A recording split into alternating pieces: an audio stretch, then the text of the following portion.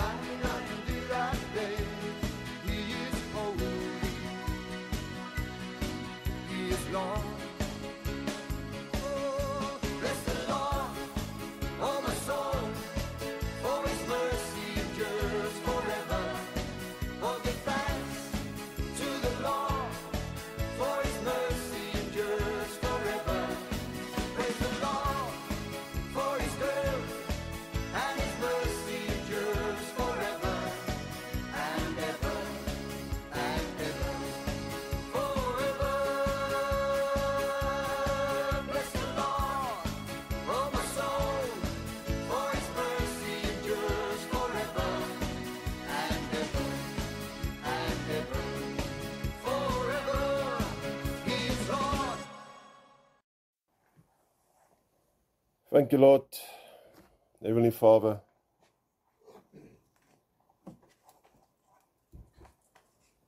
for your presence. Thank you, Lord, for each and every one that you brought here this morning under these extreme circumstances that the enemy have placed upon the community here again this morning. For bringing everything into darkness as he doesn't want the light to shine. And we thank you, Father, that you brought each and every one safe here, that you carried them through the darkness of the night, through the darkness of the early mornings, and that your light still came and shone through. Thank you, Father, for your blessings and your mercy, that we can be here in your presence today. Thank you, Lord, that we know and that we can still sing, Jesus loves me, yes I know. Why? Because your word tells us that, Lord. And therefore we know it's a truth. And we know in faith that it is so that Jesus do love us and that you love us as well, Lord. Father, guide us that whatever we are to proclaim this morning, that it is as per the oracles of your word. And as per the ability that you have given us according to your will, Lord, and not our will. I thank you, Father, in the name of Jesus. Amen. Please be seated. I hope everyone can hear me.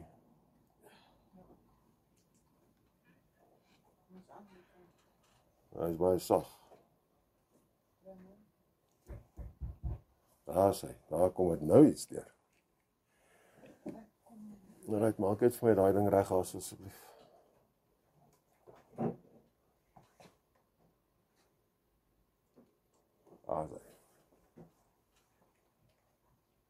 The last 2 weeks, we started to speak about love, biblical love. Last week we looked at scriptures. The week before that, we done a bit of a definition, and we done an introduction and an oversight what everything is going to be, all of what we're going to talk about. So today we come into to dissect the four different parts of love according to Scripture.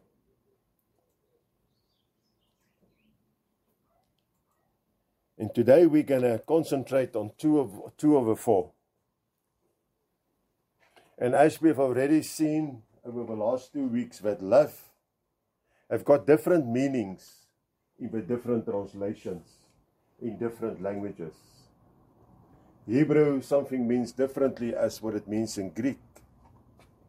It means differently as what it means in Latin.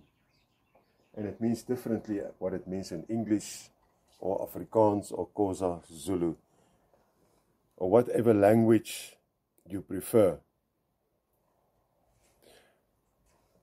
We all are aware that Scripture, the original scrolls were written in Hebrew and Aramaic, more specifically Self-Aramaic.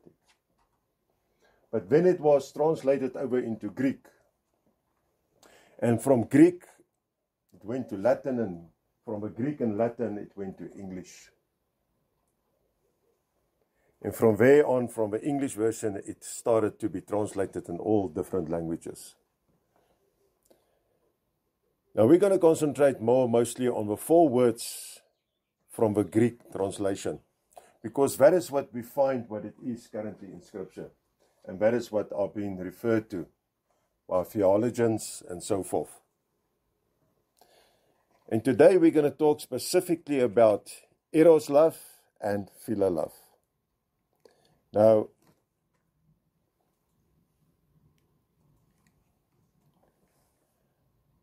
we all know that Eros love, those who were here from part 1, or those who followed it on the YouTube.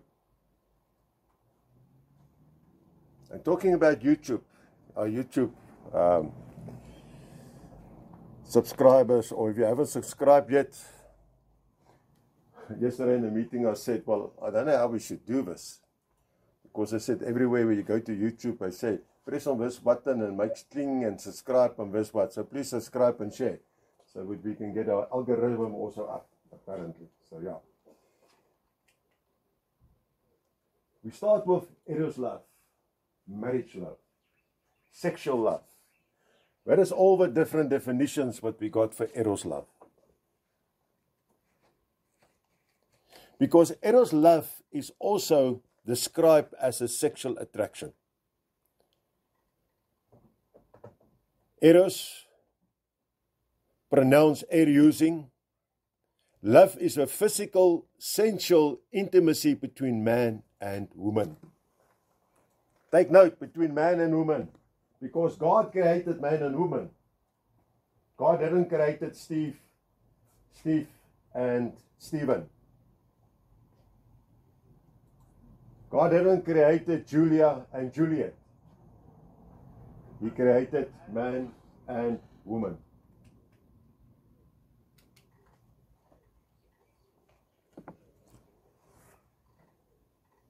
Therefore, eros love has also been associated with express sexual romantic attraction. Eros.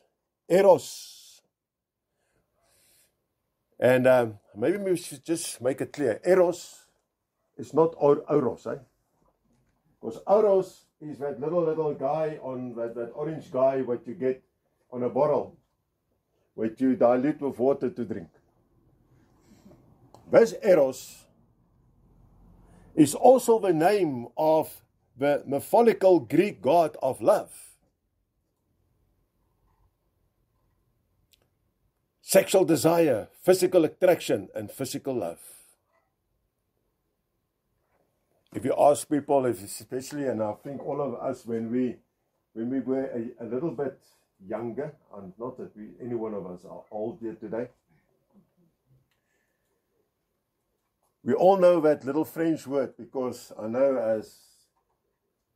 as the male species, if we wanted to get the ear of a young lady to listen, we will tell them, I should tell you.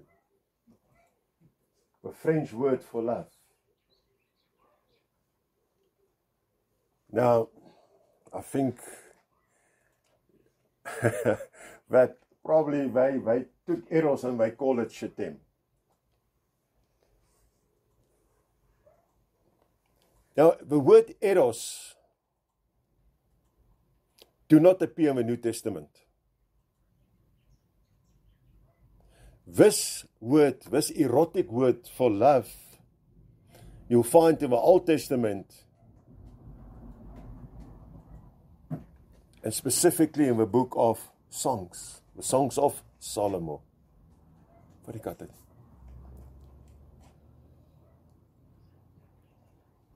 But you also find eros love in marriage. Eros love are being used outside of marriage and as also in marriage. Because God's word is quite clear. And it described us in His word that eros love is reserved for marriage. Because if you think that you apply eros love, that sexual desire, because sexual desire is supposed to be between husband and wife, between man and woman. That's why the word also comes and it continuously talk about it and warns us about it, that we should not give in to our sexual desires before we are married. Now I think there's very few people in this world who haven't crossed that line in their life. All of us have done it. Especially before we knew who Jesus Christ, our Lord and Savior. Before we actually accepted Him in our lives. Before we said, well, I know who He is, but I haven't got a relationship with Him. I know who God is, but I haven't got a relationship with God. The moment we started to have a relationship with the Trinity, the Father, the Son, and the Holy Spirit, then we start to wake up and we start to get the revelation that, wow, what we have done was actually wrong in the eyes of the Lord. Because sex outside marriage is actually prohibited. And as I already said, God created people, male and female, and introduced marriage in the Garden of Eden. And within marriage, sex is used for emotional and spiritual bonding and reproduction.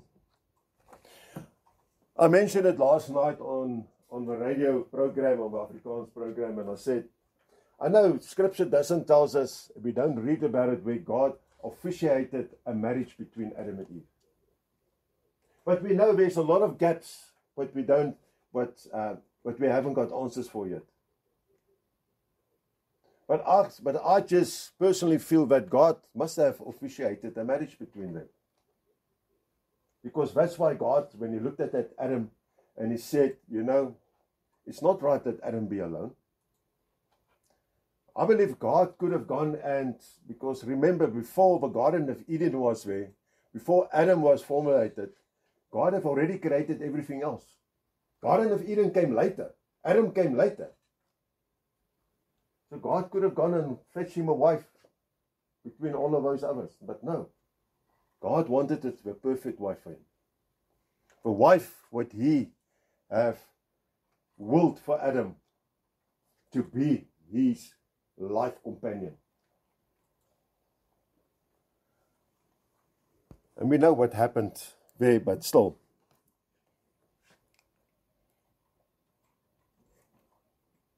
Because God's intent with marriage and sex within the marriage is used for emotional and spiritual bonding and reproduction. We find that the Apostle Paul noted that it is wise to marry to fulfill their divine desires for this kind of love, for this eros love, for this sexual love. When we go to 1 Corinthians 7 verse 8 to 9, I say therefore to the unmarried and widows, it is good for them if they abide even as I, but if they cannot contain, let them marry, for it is better than to marry than to burn. Maar vir die ongetrouwdes en die weduwee sê ek, dit is vir hulle goed as hulle bly soos ek. Maar as hulle nie kan beheers nie, laat hulle trou, want dit is beter om te trou as om van begeerte te brand. Apostle Paul makes it quite clear to us here. He says to us, you can either abide the way as I am, because Apostle Paul wasn't married. Matter of fact, nowhere in Scripture I read that any one of the apostles was married, any one of the disciples. And I think that's why the tradition with the Roman Catholics is with the priests that they do not marry. But Apostle Paul warns us about it. I say, if you cannot contain your sexual desires, then it's better for you to marry. It's better to marry than to burn in hell.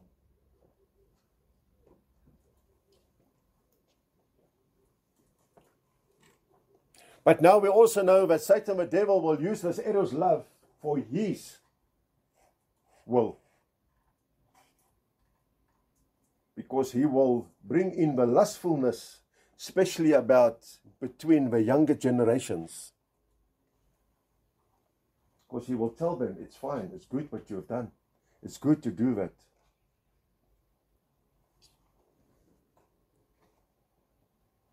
The saying goes, if you love me, you will. We know that saying as well, don't we? We've heard that many times as well. Question just is when that saying comes, when Satan, the devil, whisper that into the ear of a person. How strong are their faith really in the Lord? How strong are their biblical principles in life? Or does the stars and the butterflies takes over to say, oh, I'm so afraid I'm going to lose him or her, I just will have to. Nonsense. Eros love within the marriage must be celebrated, not outside the marriage. And I just want to remind you once again, after what the sexual love is. where this name comes from. It comes from this mythological Greek god of love. It comes from him. And if you go delve in furthermore into it, then you will see that's also where this little Cupid, that little fat guy with the little wings, with the protege, with the arrow and bow, that's where he also originates from. And lately you would have seen, with a build up to Friday, the 14th of February, especially on social media and all the platforms, how this little guy were all present, shooting his arrow, and then they said, oh, he shot the wrong person and that kind of things. When it comes from God, God doesn't shoot wrongly. God doesn't miss his target. Satan, the devil, misses his target.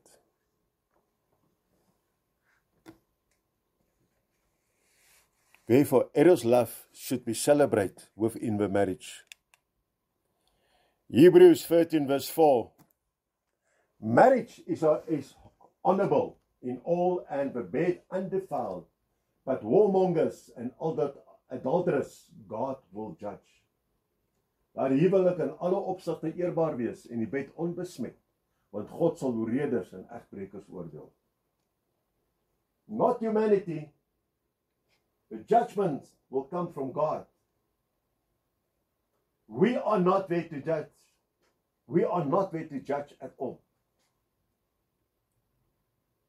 But the enemy tells us something different. He tells us, you have to judge. It's your job to judge. Because he wants us to go down that path, down that rabbit hole of judgment. Because the moment we start to judge, other people start to judge us. And so the snowball effect starts. But the point is what the apostle makes us to hear. He says that marriage is something which should be honorable. That's why marriage are being conformed in front of our Heavenly Father.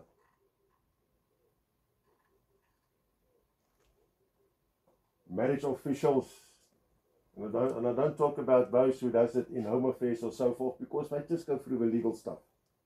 That's all they're interested in.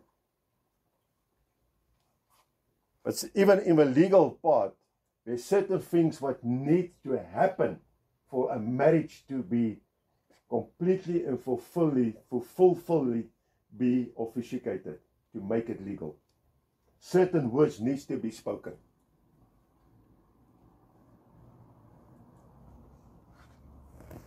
When we officiate marriages, we usually ask the groom and the bride certain things to declare in front of our Heavenly Father.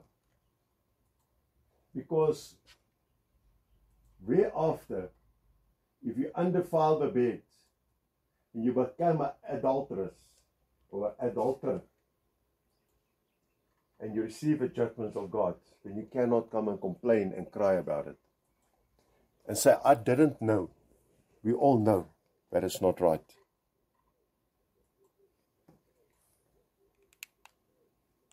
(1 Corinthians 7:5) Defraud you not one the other, except to be without consent for a time, that you may give yourself to fasting and prayer, and come together again, that Satan tempt you not for your incontinency. Onttrek julle nie aan mekaar nie, behalwe met wederwysige ooreenstemming vir 'n tyd lank om julle aan vas 'n gebed te kan wy, en kom weer by mekaar sodat die Satan julle nie in versoeking bring deur julle gebrek aan selfbeheersing nie.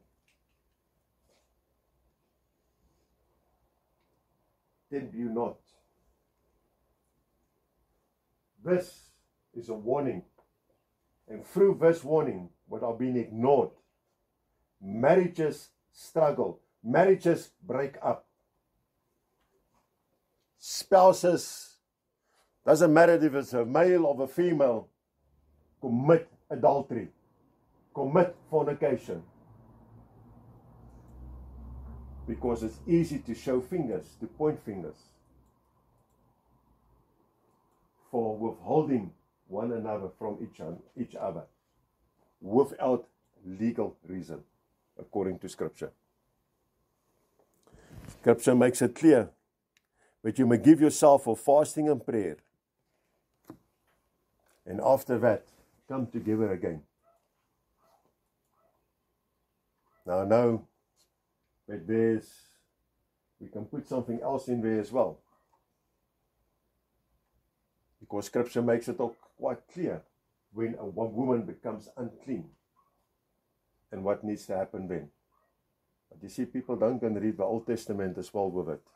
They just look at this.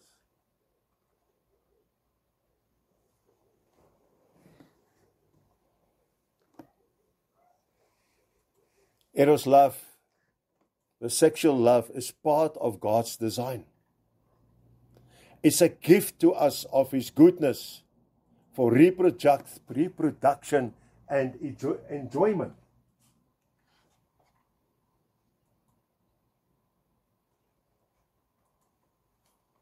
We've seen movies, we've heard tales, especially where ladies overnight are at work. Not long ago, there was a huge debate on social media about these two women. Because the one came forward and she said, I'm holding the world record for sleeping within a certain period of time. I think it was 24 hours with 100 men. Within 24 hours. And the other one came to fore and said, no, I was the first one. And that was one huge debate thing. So apparently there's going to be now a rematch, I think. I don't know when or where, but this is happened there in Europe somewhere. That is not Eros love at all. God didn't intend that type of love. Because that is sexual desire. That is just sexual lust, man. Nothing else. And people want to come and want to call that now, but that is also part of Eros love. It is not. In my eyes, no. Because God made it as sacred for us, between husband and wife, for it to be for enjoyment, for reproduction, to populate this earth.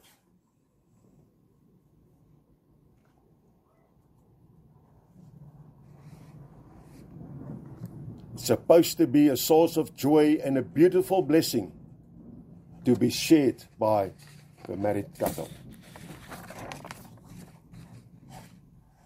Proverbs 5, verse 18 to 19. Let thy fountain be blessed, and rejoice with the wife of thy youth. Let it be as the loving hind and pleasant roe.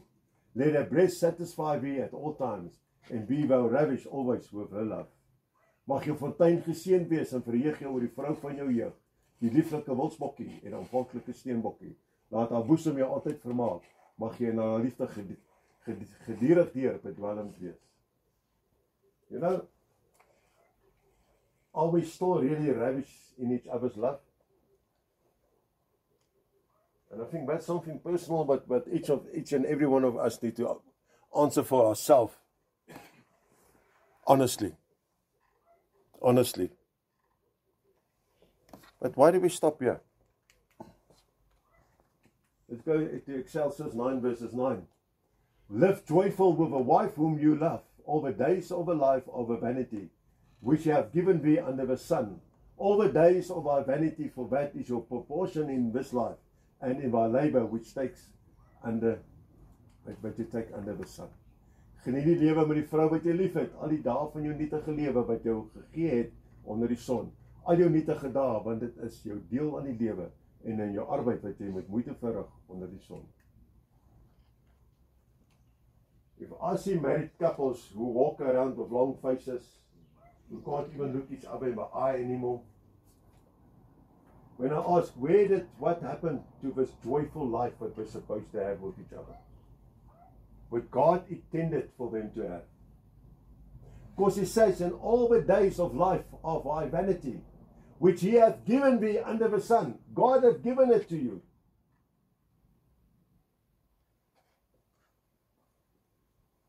And I always ask myself, what happened to that? And when you ask and you say, but you guys were loved ones at one or other time in your life, weren't you? But I usually go one further and I ask, was it really love or was it just lust? Because there's a huge difference between that.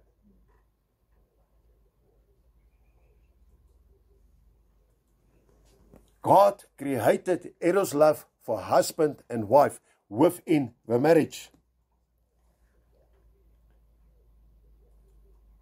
When we go to the book of Song of Songs, we find that in many passages it celebrates the romantic aspects of eros love.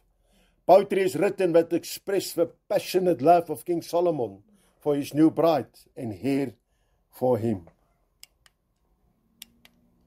Let him kiss me with the kisses of his mouth, for thy life is better than wine. Because of the Saviour of thy good ointments, thy name is as ointment poured forth. Wherefore do the virgins love thee, draw me, we will run after thee. The King hath brought me into his chambers, we will be glad and rejoice in thee. We will remember thy love more than wine, the upright love thee. You see, beloved, laat hy met kusse van sy mond. Want die liefde is kostelike as wyn, die salf is aangenaam van geur, die naam soos salf wat uitgegiet is. Daarom het die jong vroue u lief, trek my agter u aan, laat ons gou maak. Die koning het my in sy binnekamer gebring. Ons wil jeug en ons in u verheug. Ons wil die liefde prys meer as wyn. Met reg het hulle u lief. Wow, that's poetry. That is poetry. So next time when you want to write something nice to your husband or to your wife, you don't need to go to the C&A or to Cardi's or somewhere to go look for a little card with a heart drawn on and an arrow sticking through it and pay a lot of money for it. Open up your scripture. Open up a book, the Word of the Lord, at Songs of Solomon. All the love of eros love poetry is there for us. It's been given to us long time ago already. But wow, we have missed it. We have missed it. Such beautiful words. Therefore, eros love in the word confirms that sexuality is part of a human existence. It's not a burden. It's part of our existence. God created us this way. We are sexually being called to honor God with our bodies. If you don't believe me, let's read 1 Corinthians 6:15 to 20. Let's read that. Know you not that your bodies are the members of Christ? Shall I then take the members of Christ and make them the members of a harlot? God forbid. What, know you not that he which is joined to an harlot in one body? For two said he shall be one flesh, but he that is joined unto the Lord is one spirit. Flee fornication. Every sin that a man does is without the body, but he that commits fornication sins against his own body. What? Know you not that the body is a temple of the Holy Ghost which is in you, which you have of God, and you are not your own? For you are bought with a price. Therefore, glorify God in your body and in your spirit, which are God. Weet julle nie dat julle liggaam 'n lere van Christus is nie? Sal ek nie die lere van Christus neem en die lere van 'n hoer maak? Nee, stellig nie. Of weet julle nie dat hy wat 'n hoer aanhang met haar een liggaam is nie? Want die twee sê hy sal een vlees wees, maar wie die Here aanhang is een gees met hom. Vlug vir die hoerery. Enige sonde wat 'n mens doen is buite die liggaam, maar wie hoerery bedryf sondig teen sy eie liggaam. Of weet julle nie dat julle liggaam 'n tempel van die Heilige Gees wat in julle is, wat julle van God het, en dat julle nie aan julle self behoort nie, want julle is duur gekoop, verheerlik God met julle liggaam en in julle gees wat aan God behoort. We, this vessel, what we carry around on this planet, each and every one of us, belongs to God.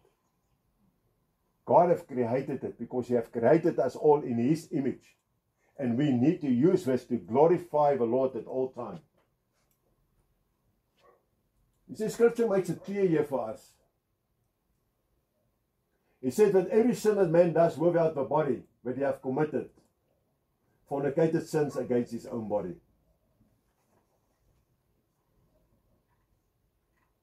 And once again, yes, I know Scripture talks about man. But this is applicable to male and female, to both sides.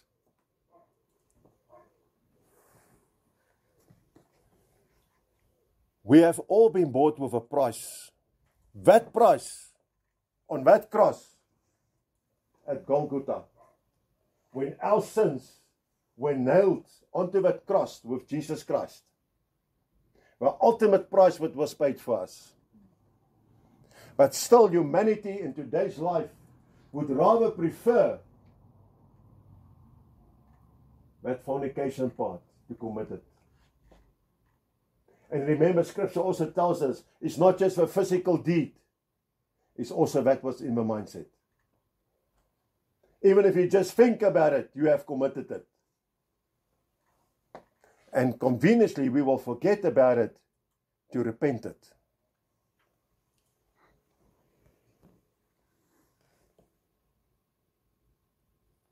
So let's go and see what is philia love all about. We know now a bit more about eros love. Philia love is brotherly love, broederliefde. Oh, wow. We hear this a lot. You need to love your brother. You need to love your sister. You need to show that brotherly sister love towards each other. And that is called in Greek philia love.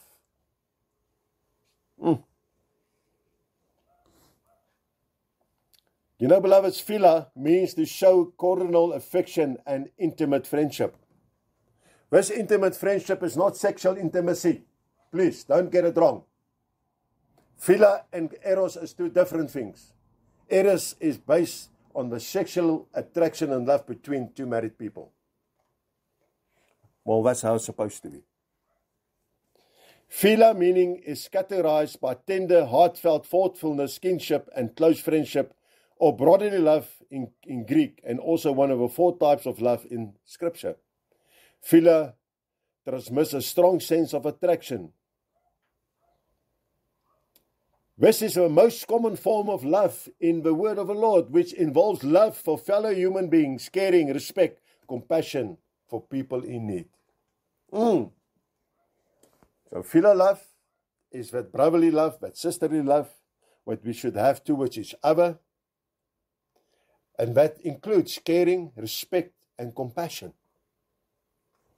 That is all part of a philia love. You know, philia describes the benevolent kind love that early Quakers practiced. As the most common form of philia is friendship.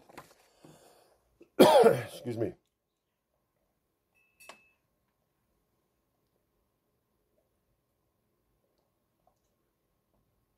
We all have experienced philia love in our life. And we're all supposed to experience philia love every day of our lives. But you know, when we make new friends, when that philia love kicks in, whoa, everything is good, everything is nice.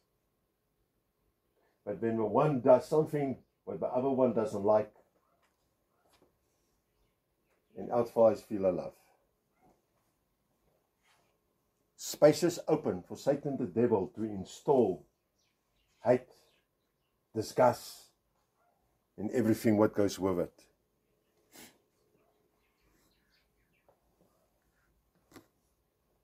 You will find that philia love are throughout the New Testament. We, as the children of the Lord, we are encouraged at all times.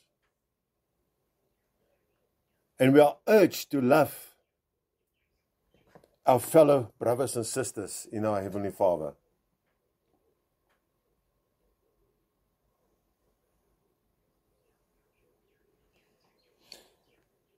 But filial love is also called Philadelphia love, brotherly love, where philia itself means friendship. Now, if we look at filial love, to some examples that you find in Scripture, we start with Romans 12 verses 10. Be kindly affectionate one to another with brotherly love, in honor preferring one another. 1 Thessalonians 4:9. But as touching brotherly love, you need not that I write unto you, for you yourself are taught of God to love one another. Hebrews 13:1. Let brotherly love continue. Wees hartlik teenoor mekaar met broederlike liefde, die een moet die ander voortgaan in eerbetoning. Oor die broederliefde het julle nie nodig dat julle skrywe nie, want julle is self deur God geleer om mekaar lief te hê. Die broederliefde moet bly. You see, God has taught us to love one another.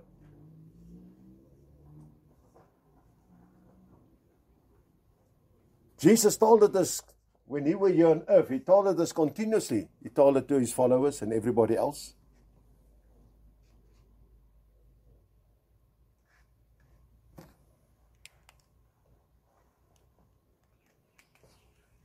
Peter 1:7, and to godliness, brotherly kindness, and to brotherly kindness, charity. Charity is love. 1 Peter 1:22, seeing you have purified your souls in obeying the truth through the Spirit unto undefined love of the brethren. See that you love one another with a pure heart, fervently, with a pure heart. 1 Peter 3:8, finally be you all of mind, having compassion one of other, love as brethren, be pitiful, be courageous. James 4 verses 4. You adulterers and adulteresses, know you not that the friendship of the world is enmity of God? Whoever therefore be a friend of the world is the enemy of God.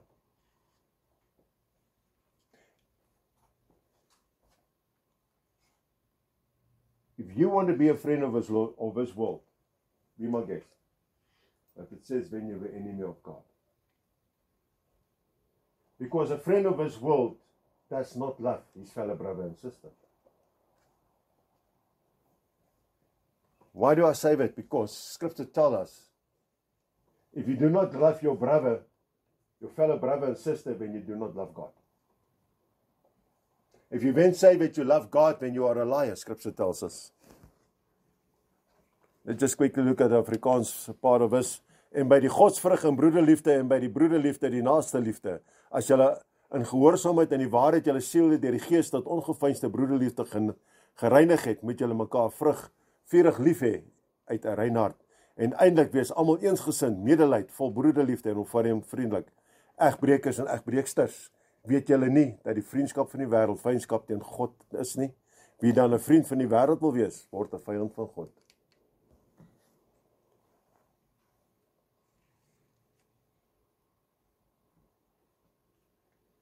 Filial love is supposed to be a family word. Supposed to be. The concept of fraternal affection that unites believers is uniquely to children of the Lord. As members of the body of Christ, our family is in a special sense. Children of God are members of one family. The body of Christ, God is our Father, and we are all brothers and sisters. We are one in Jesus Christ, in the Lord.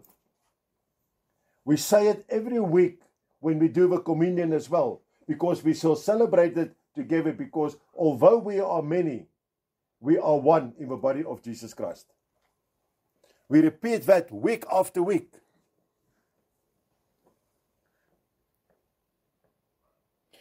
We must have a warm and dedicated love for one another that attracts the interest and attention of the non-believers. And how do we do that? If we haven't got that feeling, that brotherly love and sisterly love within us, how do our light shine then? How do your light shine? And if your light doesn't shine, how are you going to attract the unbelievers, the non-believers, the Satanists, the atheists, and everyone else who are still standing in that queue? A light attracts a moth, doesn't it? A light attracts all little insects So we need to be the light through the filial love for our Lord and our Savior to attract all these unsaved insects to us so that we can tell them about the love of Jesus Christ.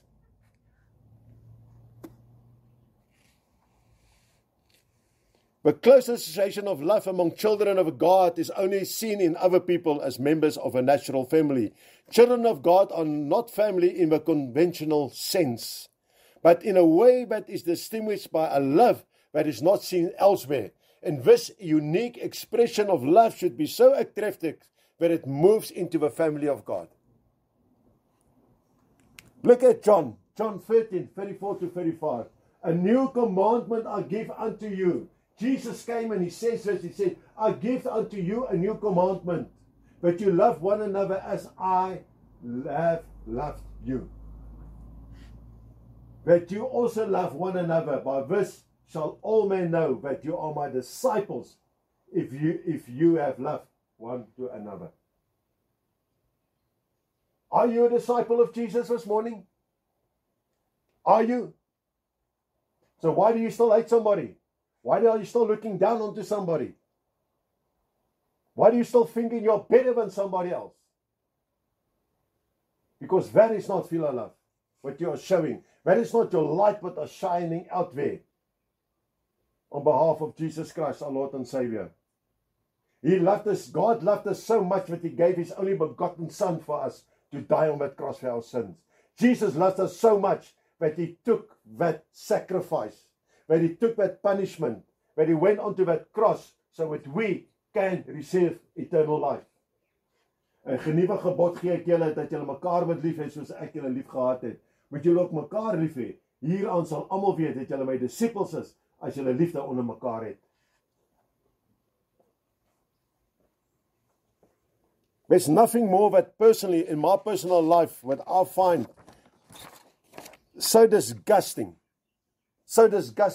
when people want to tell me they are God's children, but they do not have love for their fellow brothers and sisters. But they're walking around with hate, with envy. And I can give you a long list. When they want to tell me that their light are shining brightly, by all means. Matter of fact, there's no light shining. Your light went out long time ago. And we need to make a decision in our lives, if we want to abide to this, to love one another, to be God's disciples, to be the disciples that Jesus Christ came to establish on earth. As I have loved you. Jesus said, I have loved you so much when I was here on earth. That love has never stopped. He still loves us. If he didn't love us, why otherwise would he have sent it to us, the Holy Spirit? Why else would he have we went and said to us and went in to say that I'm going to prepare a place for you? Somebody without love doesn't do that. Not at all. But Jesus loved us so much that he kept his promises. When he said, I'll send you a comforter in my absence. He sent us the Holy Spirit. But still, we as humanity, we don't want it. We don't want it. I don't know why are people afraid of it. Maybe they're going to have too much love in them. Maybe they're too afraid that their light is going to shine too bright. But there's a lot of people, the majority of people in today's life, are actually pushing the Holy Spirit on one side. Because the Holy Spirit accuses me when I do something wrong. And I don't like it. I don't want to be reminded that I've done something wrong. I don't want to be warned that what I'm going to do is going to be wrong. I only want the love of the Lord when I actually want it. When I feel it's time for it. But I'm not prepared to practice the filial love out there in my life. We, each and every one of us, who walk on this earth, need to get a mind change, a mindset. We need to reset where our stance really with God is. Really with God is. Because next week's, beloveds, we're gonna talk about storge love. I sometimes just call it storage love. It's easier, but it's called storge love. And storge love is family love. Family love. And then the main one, the important one for me, is the agape love. We all know agape love. Everybody talks about agape love. But do we really practice agape love? Because agape love is the sacrificial, the unconditional love. That's the love that God has installed for us from the beginning. That's the love that God's got for us. And you're going to get this verse there as well. If God didn't have agape love for us, He wouldn't have sent Jesus. He could have stuck to His wording to say, I will not destroy the earth again by water. Next time it's going to be fire. And He could have done it there and then instead of sending His only Son to come and suffer for us. Have you ever thought about it? How graceful and how merciful God is towards us. To give us this chance, to give us a chance to send His Son so that we can know who He is. So that He can show His love towards us through His Son, Jesus Christ. So that we can still receive salvation for ourselves. Your place is booked up in heaven. Your place has already been prepared by Jesus there. Your nameplate is on your dwelling. It's there. You need to decide if you want to take up residency there.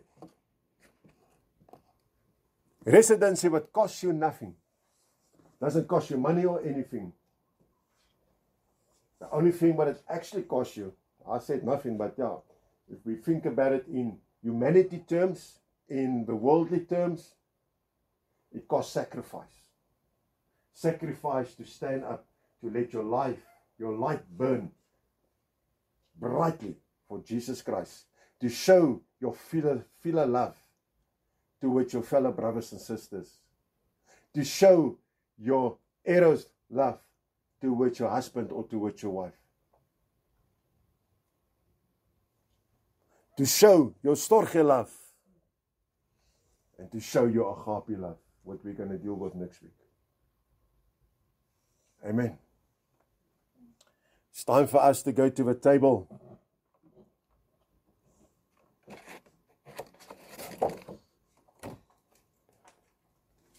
And as the communion are being brought out, I once again need to warn each and every one about the warning what we receive in 1 Corinthians 11, 26 to 29. What warns us that for as often as we eat the bread and drink out of a cup, we show and we celebrate the death of Jesus Christ, our Lord and Savior, until He shall come again.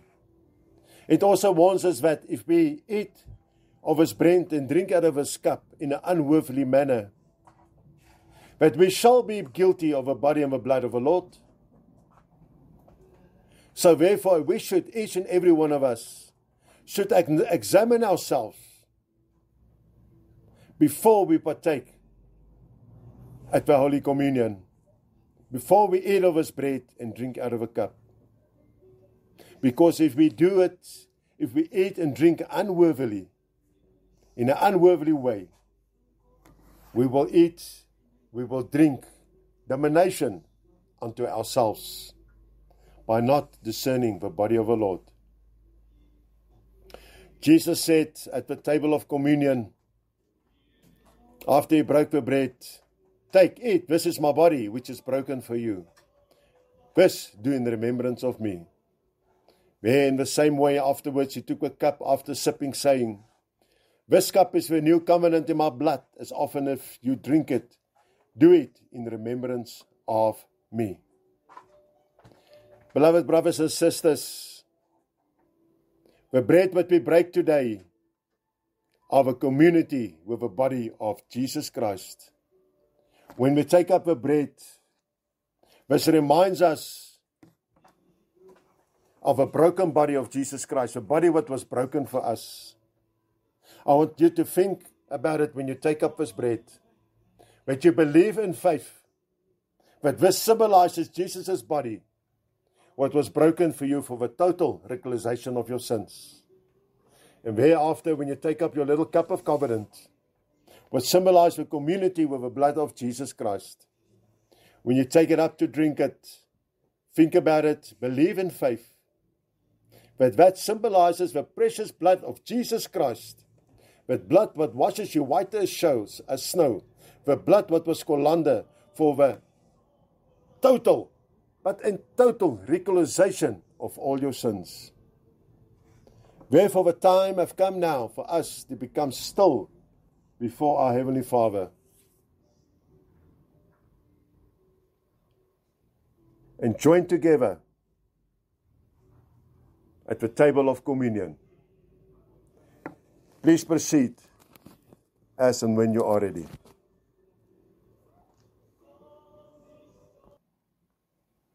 Yes, Father, we put our trust in you. And that we will not fear what the people under the influence of Satan, the devil, and his demonic powers are towards us, your children.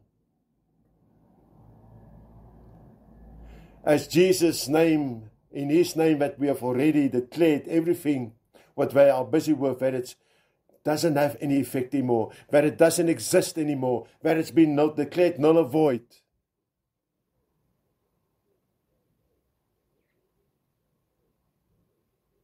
Therefore, Father, on the authority of your word, I bless and declare life on each and every one who hears my voice right now.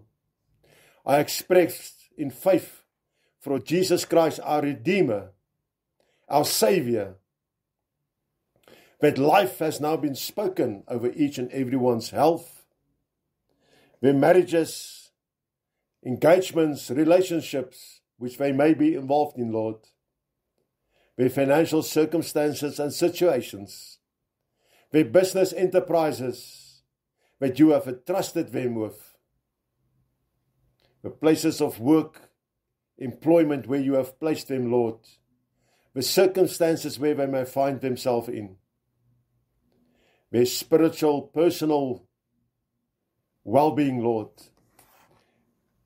their domestic household spiritual well-being, that life are restored there,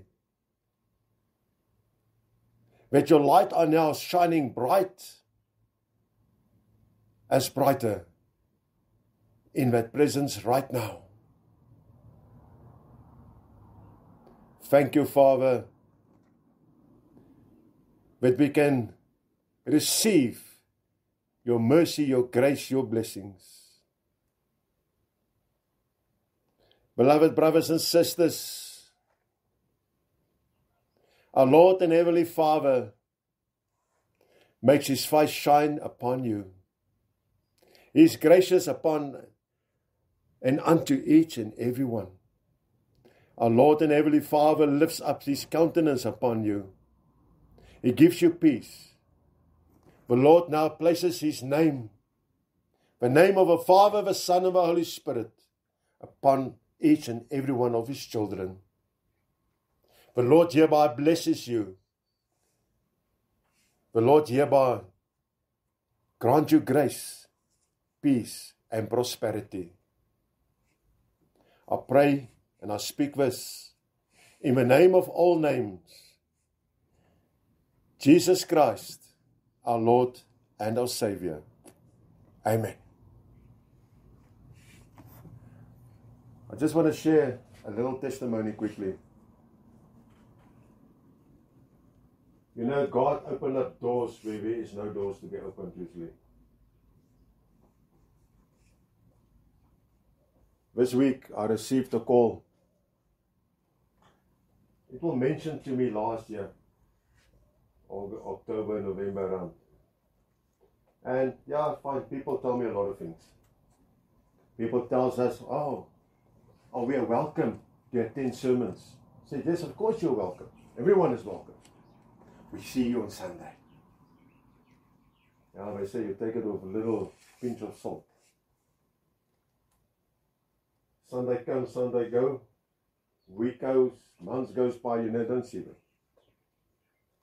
So I've learned in life, I don't just do something on the assumption and just say, well, okay, because they said so, it is going to be so. Because if God doesn't say so, it's not going to be. But this week I got a call and I was given 4 dates and asked to pick one of the 4 dates for next month, the month of March, to go minister at an old age home in Vanderbijl Park. So yeah, there's a door that the Lord opens up. God knows why, He knows what the reason is for that. Of course I accept it.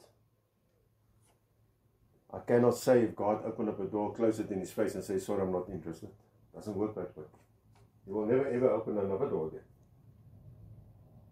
But this is how graceful God is. God has opened up all these different platforms on the radios and everything. And if we see how God allows it to grow, those listener totals, we as normal people, human beings, it's impossible for us to accomplish it. It's only through His grace and His mercy where it can happen. That's all. And therefore, all the glory and all the honor can only go to our Heavenly Father. Last night, Joel received a call and asked if I could stand in this morning, 5:30, on the radio to do a quick morning short message. Of course, yes. I'm not going to say no, we do it. And while I was doing this message, God gave me the message what I need to do for the old age home. He gave me the guidance for that. And yeah, when God speaks, you do it. And I started to work on it immediately, and I've done it. Because people who are bounded to old age homes, frail care centers, and so forth. What is their worst fears what they deal with? Scripture tells us that we need to be satisfied with what we got in life, isn't it? But although we think we are satisfied, the enemy comes and he tells us, no, you're not. And he brings us down and he pushes us down. And he let us sit there to feel that we are not worthy anymore to live. And that is what this message is all going to be about. That we need to lift ourselves up as Moses, Elia, Job and them have done. I know this will sound familiar to some of you guys. We've done a series on about this early last year. But this one's got a bit of more twist. Everything is now combined. So yeah, I just need to share it because when God does move in your life, we need to share it with our fellow brothers and sisters so that they can realize. Doesn't matter how long the waiting period is, how long it's taking for God to make things move, He will make it move on the right time, accordingly to His will. Amen. So yeah, let us enjoy our last praise and worship song about love according to the Lord. And then it's time for coffee. Amen.